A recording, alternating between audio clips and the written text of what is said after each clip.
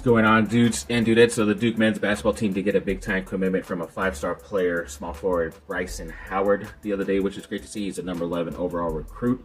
According to Rivals, he picked Duke over Kentucky and North Carolina, so that made it a little bit sweeter. And then when it comes to the NBA, yeah, there's a bunch of guys in the NBA playing right now from Duke. They don't even have, what's his name? I was about to say Del Curry, but Seth Curry, who's an ex-Duke player, playing with his brother up there in Golden State because he hasn't officially signed yet, but hopefully that will become official in the first couple months here. And then, yes, Duke had their first exhibition game against UCF and defeated them 96-71. Cameron Boozer, the freshman, stepped up with 33 points, 12 rebounds, and 4 assists, and everybody's already talking about him as a player of the year, officially a lock-in top 3 overall pick next year. And yeah, we'll just see how it does. I know this is a game that isn't taken seriously, but they took it seriously, and they all pretty much stepped up and dominated, especially the young guys, so that was great to see. And then for Cooper Flagg, the ex-number 1 overall pick, he did start at point guard for Dallas, which ended up in a loss, but yeah, overall, they're just trying him at different places, so we'll see how his rookie season goes. 7'1" center Maxime Meyer, who's in the top 100 in 2026. He was at Duke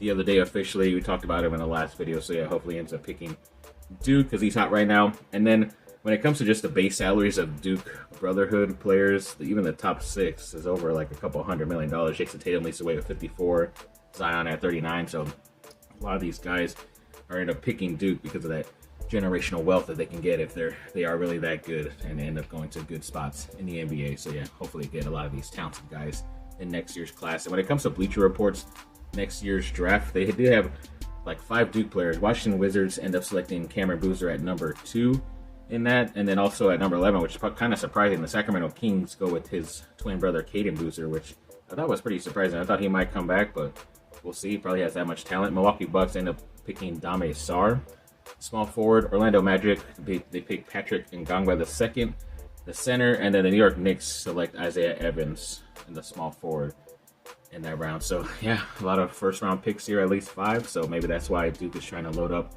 on next year's recruiting class. So we'll see where that ends up going. And then speaking of the NFL, Daniel Jones, he's just like leading in a bunch of stats right now. He's one of the top quarterbacks, not only for his team, but in the NFL, he's top 5 in passing yards also. So big time congrats to him. Even Cooper Barkade of the football team, the wide receiver, made the PFF team of the week, had 13 catches, 172 yards in that loss, but yet still put up numbers. The Manning Award watch list added Darian Mensah, their quarterback, to it, which is pretty cool. And then the Sean Alexander Freshman of the Year award watch list also added Nate Shepard of the Duke football team. So yeah, they're getting a lot of accolades right now, but yeah, sadly losing some of these games. So they're able to put up numbers late, but hopefully that could turn into victories at some point.